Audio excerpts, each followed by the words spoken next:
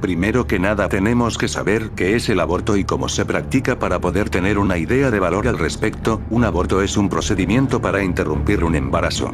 Se utilizan medicinas o cirugía para retirar el embrión o el feto y la placenta del útero.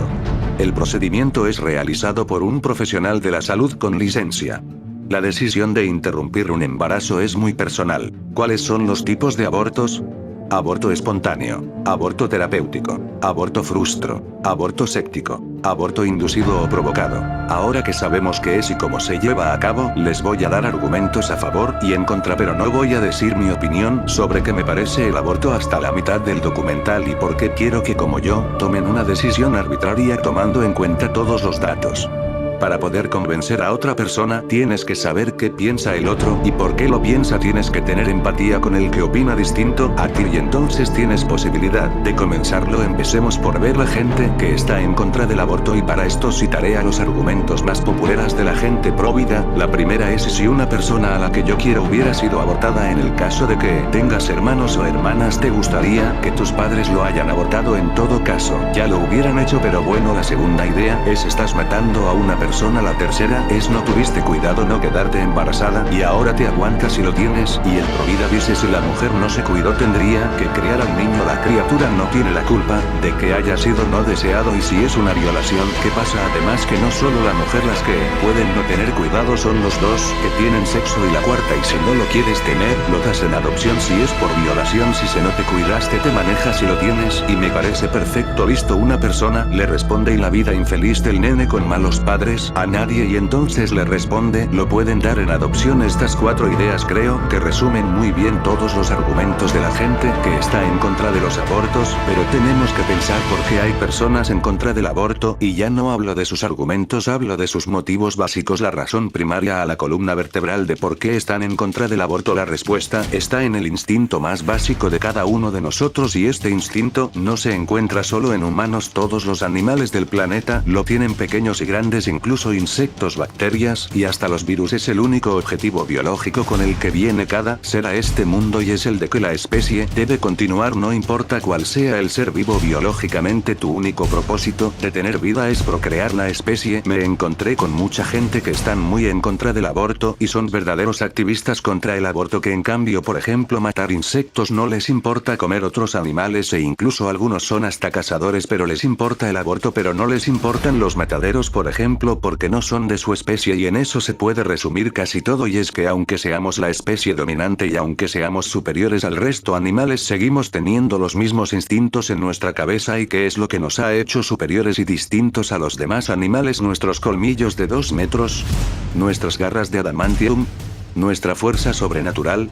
No, lo que nos ha hecho superiores al resto de especies de este planeta ha sido nuestra inteligencia, el neocórtex de nuestro cerebro. Y el neocórtex, ¿qué es? Es el lenguaje, es la cultura, son las matemáticas, el arte, la escritura. El neocórtex es todo menos los instintos. Nos hemos vuelto una especie superior porque hemos ido dejando cada vez más y más los instintos atrás, y de hecho tenemos instintos animales que no son completamente inútiles a día de hoy. Ya no tenemos que cazar como locos para no morir, ni tenemos que mantenerlos siempre sanos para que nuestra manada nos deje atrás, por ejemplo. Pero ¿por qué os estoy explicando todo esto? Los que sean un poco inteligentes ya estarán entendiendo por dónde voy, pero los que no hayan entendido del todo esto, no se preocupen, que dentro de poco sabrán perfectamente por dónde voy. Y el argumento principal de la gente que está a favor del aborto, principalmente, es que para traer un bebé no deseado al mundo es mejor no traerlo. ¿Y por qué? Porque son unos vagos, porque son unos egoístas, porque son los asesinos. Uno nos debe ver. Bueno, lo cierto es algo tan sencillo. No puedes decir: pues tengo un hijo, y lo tienes como quien compra una bolsa de palomitas. Si tú eres una mujer, solo te diré que puedes elegir cuándo y con quién tener un hijo, ya que no es cosa de casualidad tener un hijo, es algo que se planea y se lleva con cuidado, ya que es muy delicado y riesgoso.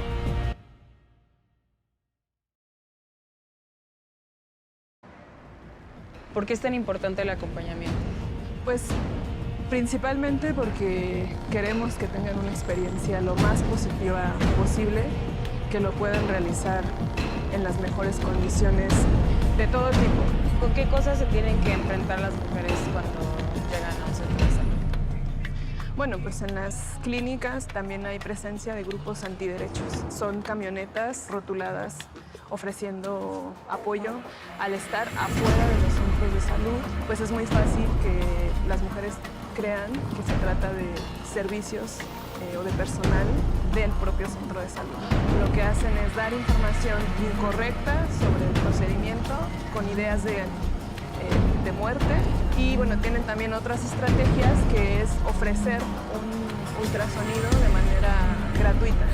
Y lo que hemos visto es que en esos ultrasonidos aumentan el número de semanas. Claro, o sea, entonces son estrategias de mentiras, de aplazamiento y de miedo.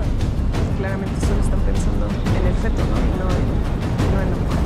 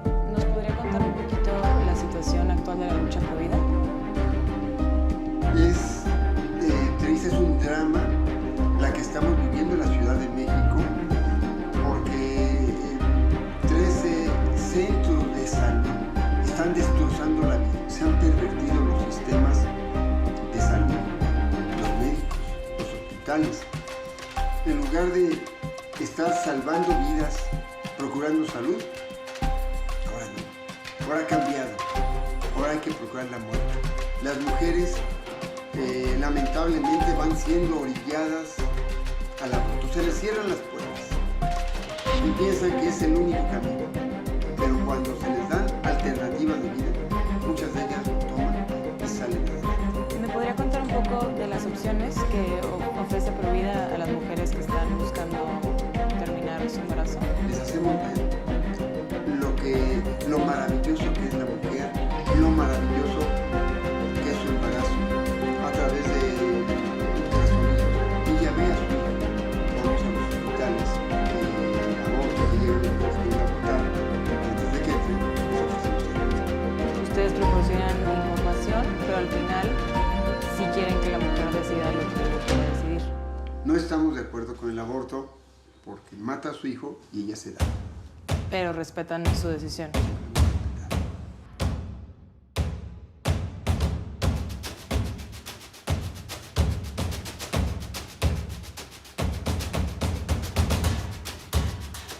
Obligar a parir a mujeres que no lo desean no solo es una expresión bárbara de irracionalidad, sino que es un grave problema de justicia social. Quienes sí tienen los recursos para hacerse un buen aborto ilegal, evitan los riesgos que corren las demás mujeres por la clandestinidad.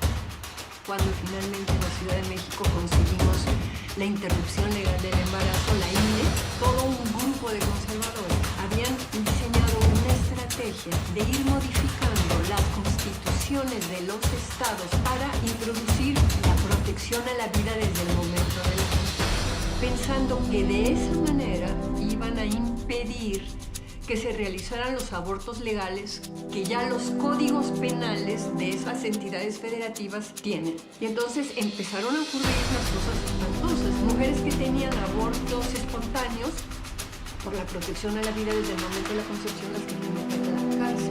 Y a mí me dice, está detenida. Pero así sin papel ni nada, y yo me lo quedé viendo así y le dije, ¿por qué? Porque no tenemos contexto. A nosotros no nos trataban como personas, nos trataban como animales, porque decían que ni las perras hacen lo que nosotros hacemos, pero ellas no se daban cuenta, no se dieron cuenta de lo que realmente pasó. Todos estos casos lo que están mostrando es que esta batalla entre el derecho a decidir de las mujeres y un pensamiento religioso, fanático, eso sigue vigente.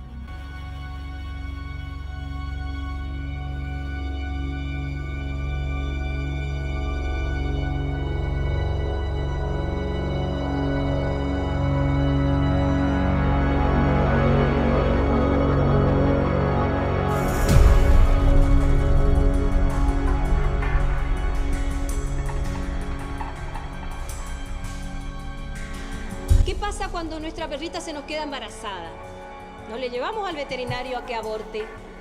Lamentamos, pero inmediatamente salimos a buscar a quién regalarle los perritos.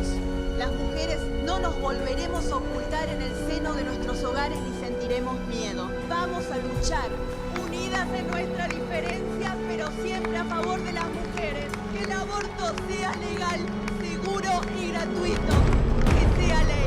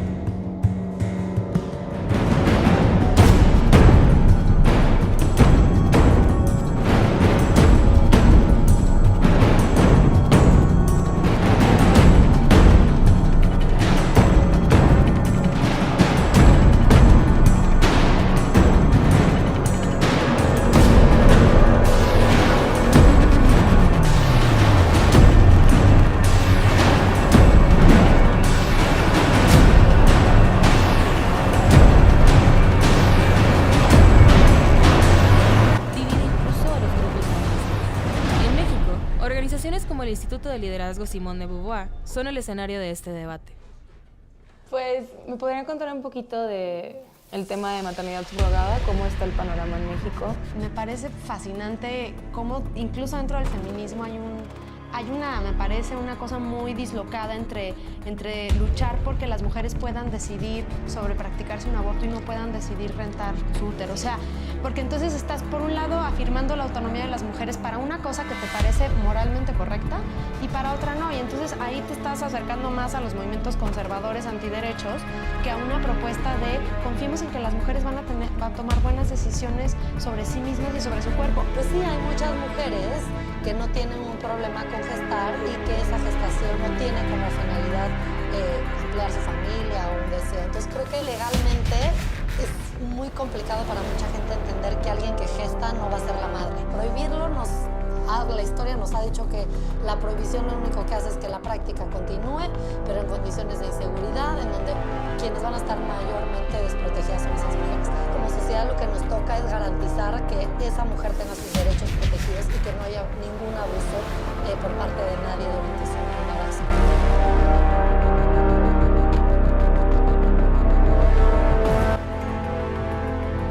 ¿Y qué opinas de la gente que dice que no? Nosotros como mujeres podemos hacer con nuestro cuerpo lo que nosotros queremos.